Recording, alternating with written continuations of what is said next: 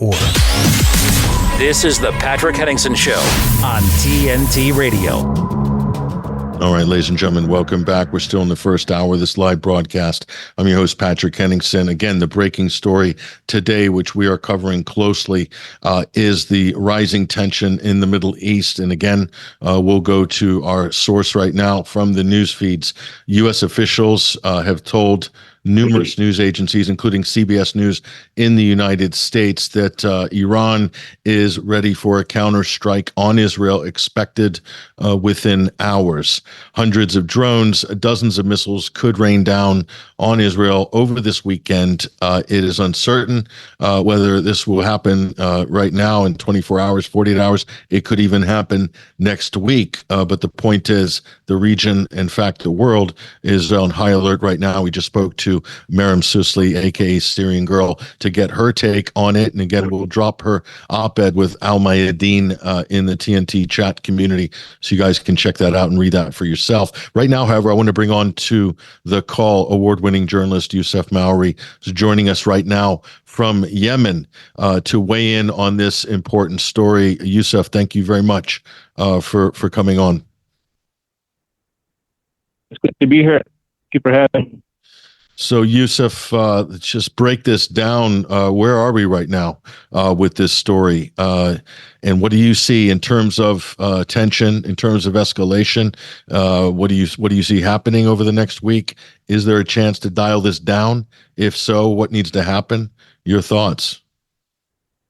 Well, I think something that really stands out is that Iranian Islamic religious leader, Sayyid Khomeini, he came out and he said that Iran would respond back and that Israel would be slapped in the face and would suffer consequences for its attack on the consulate, the Iranian consulate in Damascus.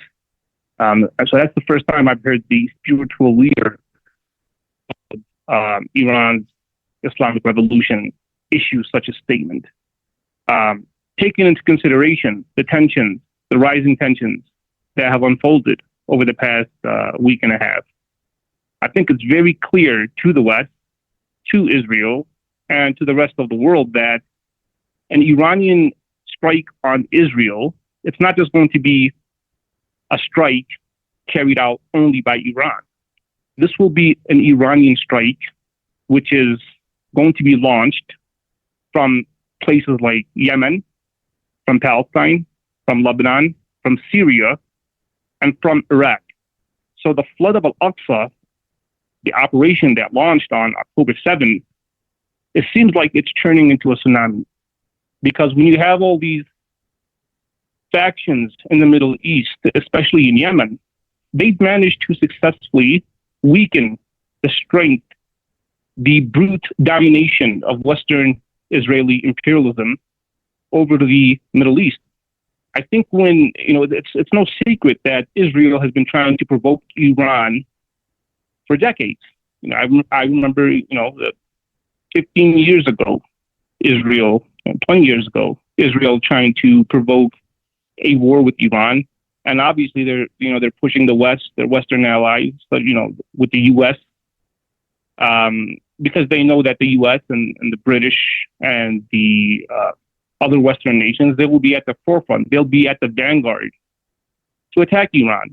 So, but that plan is not going as smoothly as Israel has hoped for, because I think when Israel was planning to provoke a war with Iran and gather its troops, its allies to wage this military attack on Iran, I don't think they were expecting that allies of Iran in Yemen would be able to take over or to limit access to Western powers in the Red Sea, in the Gulf of Aden, and in the Indian Sea, the Arabian Sea, because these are strategic waterways. These are strategic seas that the U.S., Israel, and the British government need access to, and they need the Bab el-Mandeb Strait in order for them to carry out any type of successful military operation against Iran. If they are cut if they are cut off from the Red Sea, from the Gulf of Aden, from Bab el-Mandeb, it's going to make their military operations a lot harder, because now you're losing logistics, you're losing maritime traffic. You no longer have access. It's no longer easy to transport weapons on a massive scale through the Red Sea. So that's going to be a huge inconvenience for a long type of military confrontation with Iran. And not to mention, Israel has failed to eliminate Hamas in occupied Palestine, in the besieged Gaza Strip. So if it's becoming very clear to the world that Israel is losing, because we see videos every single day of Hamas posting where they're basically eliminating Israeli soldiers, tanks, armored vehicles.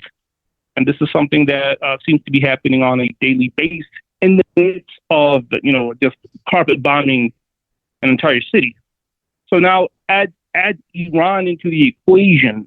If you can't even get rid of Hamas in the besieged Gaza Strip, and you lost the 2006 war against Lebanon's Hezbollah, now these forces are all going to join together for an attack on Israel.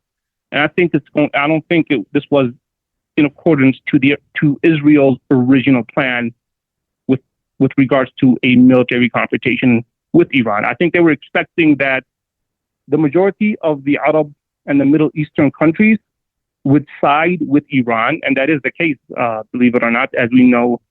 I wouldn't say it's necessarily the case now as it was before, but we still do have Saudi Arabia, countries like the UAE, Jordan, and even Egypt. Although they've issued public statements in condemnation of Israel, if it came to a large-scale full war with Iran, these Arab proxy regimes would side with the U.S. and would side with Israel. But I think it's sort of a balance between the two axes as we speak, because Iran has Yemen, Lebanon, Palestine, Syria, Iraq, and they've proven that they're able to deliver devastating blows. Certainly, yes. Whether Saudi Arabia would want to side with Israel and the U.S., they would pretty much be pinned down by Yemen. That's pretty clear after 9 years of this war that's ended in a catastrophic failure for Saudi Arabia in the U.S. But let me ask you this, Yousef. Clearly, it seems like you made the case that Israel's losing the war in Gaza, much to the chagrin of everybody that's been saying the opposite of that they've been winning, that Hamas is totally defeated, and all these various announcements that the IDF withdrawing from Gaza, then they're back in northern Gaza, then out, then into the south, and back in the north. So they're playing this chess game with the press, with the United States. But the reality is, if they are losing, then don't they have an incentive to create a provocation to draw the United States into a direct confrontation with Iran? Because that would make life a lot easier, wouldn't it, for Israel in the current predicament that they're in? And isn't that the big danger here? What are your thoughts on this? Yeah, I agree with you. The U.S. is in a very bad situation. They're in between a rock and a hard place. And the reason for that is because of the very reasons that you've articulated. So the only thing they've succeeded in Gaza is just killing almost 40,000 innocent civilians. So yes, I think everybody knows that Israel is trying to drag Iran into the war. But just because those are the intentions of Israel, it doesn't mean that just because Israel wants to provoke a war with Iran, or that it wants to drag Iran into a war so that it could spark a regional war, mean that it's just going to sit back and allow its sovereignty to be violated. I think it's taken the step forward to say to Israel, okay, if this is what you want, if you want war, then war is what you will get. Because the strategy of just being reluctant to strike back, keeping in mind that Israel, Mossad has been waging these assassinations on high-ranking Iranian military officials across the Middle East. They've done this a number of times. They did this with Qasem Soleimani. They did this with a number of other high-ranking Iranian officials, and Iran has sat back and been patient because they know that Iran, they know that Israel wants to spark a war between Iran and the U.S. because the U.S. is just not the U.S. is not going to allow Iran to destroy to destroy Israel or to destroy the Israeli regime, the IDF. So that's the bad situation, the bad position that the U.S. is in, because the U.S. is just unable to break free from the global Zionist lobby control. I mean, it just doesn't make any sense when you think about it realistically. How is it that the U.S., the beacon, so-called beacon democracy, the country that, the people, they choose their own political affairs, the people they choose, which, if their military should engage in a war. It's just mind-boggling when you see that Israel is committing genocide and at the same time dragging the Americans into perhaps what would be the biggest war, one of the biggest wars in American history with Iran, because a war with Iran it's not just going to be a war with Iran. It's going to be a war with Yemen, with Lebanon, with Iraq, and with other Muslim factions across the Middle East. And I can tell you now, just from putting the ear to the ground and just getting the general vibe of Yemeni and other Arabs would tell you the same thing. Iran is growing very popular. Iran is starting, their cause is starting to make sense to even those who were against Iran. I'm talking about those even in some of the Gulf countries, because they're starting to see that Iran, if they're able to actually wage a direct attack on Israel, then Iran is cashing the check that they've written. It's delivering on the promise that they promised they would deliver on if their sovereignty is attacked. Because some Arab regimes and some of the Arab people, they're constantly saying that Iran is not serious. Iran is not going to attack. Iran is yeah. Well, they'll say that, but Iran has acted previously, and the U.S. has not responded to those actions because they couldn't strategically. So, yeah, I mean, let me ask you this, Yousef.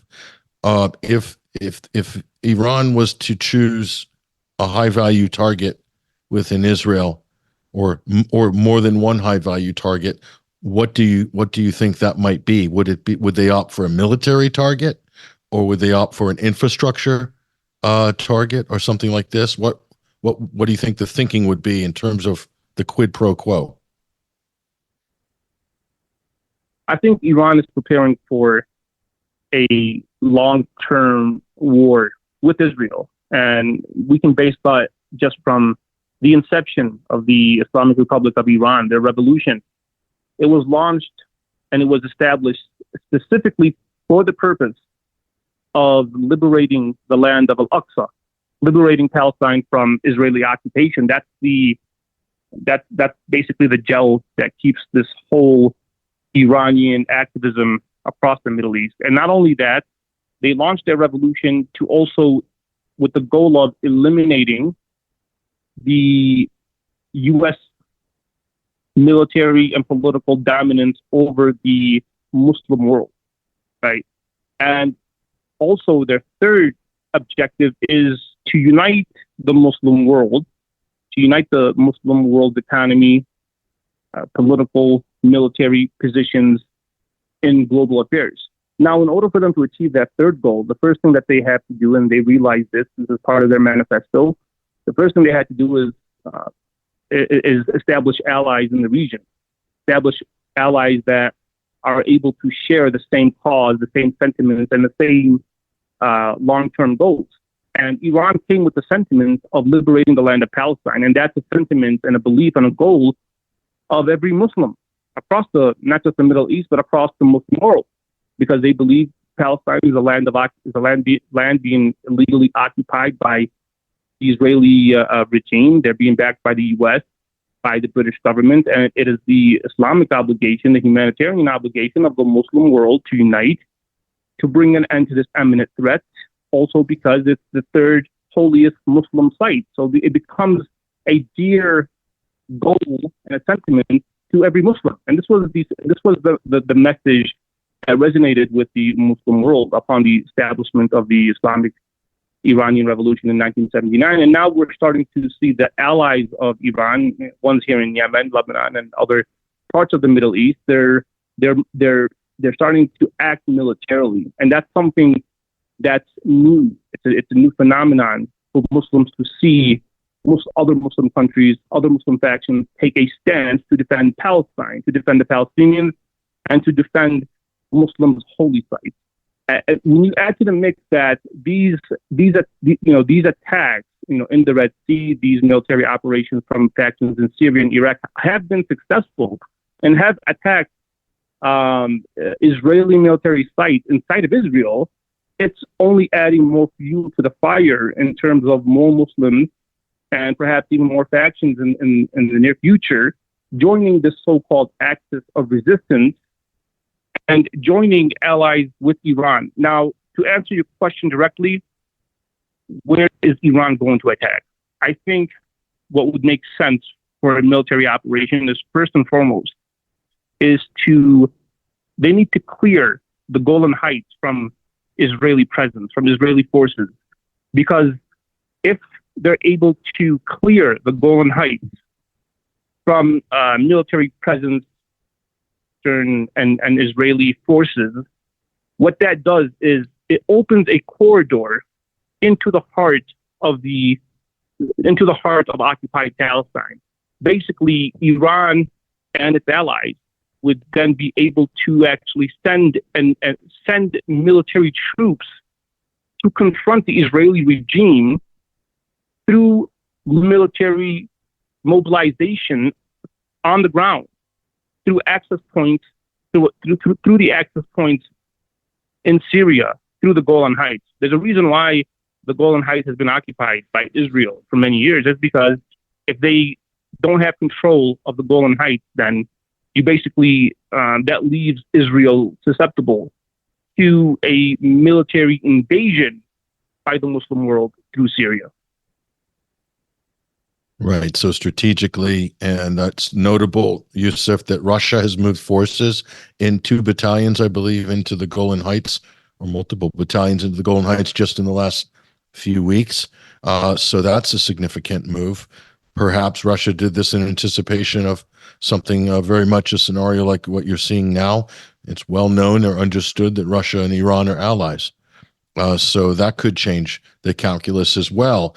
Certainly that would also draw the attention and the efforts of the United States into possibly a confrontation with Russia, but incredibly sensitive. I know we only got a couple of minutes left. Yousef, first of all, I want to get your comment on Russia's presence in Syria, how that factors in. And I want to talk about the Bab el-Mandeb Straits, as you mentioned before, absolutely crucial. And the exchanges between Ansar Allah, the Yemeni forces, and the U.S. and the British and French and the other sort of European naval powers in there. What has happened over the last couple of months? What sort of blows have been dealt to the U.S. and Israel and its allies in terms of that waterway, that key waterway, which you just described. But just before we go, Russia and Syria, and how did Ansarullah fare against the Western naval forces? Go ahead, Yousef.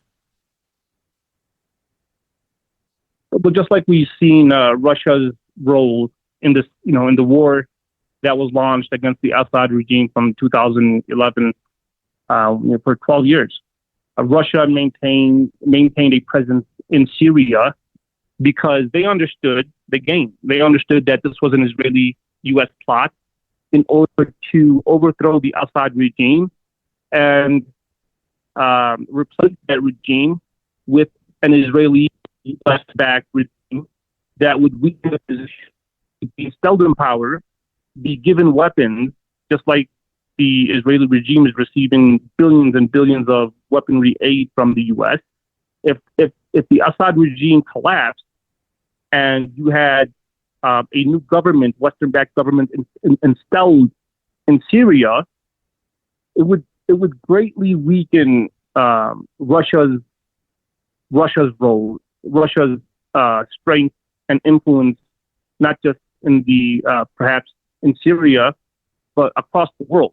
It would also weaken directly Iran, the axis of resistance, and Hezbollah, and the Hamas and Palestinian resistance, because Syria is how, it's the main corridor where weapons are being transported or smuggled into Palestinian resistance fighters and to Hezbollah in Lebanon. So that's, in short, that's why this so-called revolution erupted in Syria. It's not even a revolution; it was a Western plot, as we see has been proven empirically.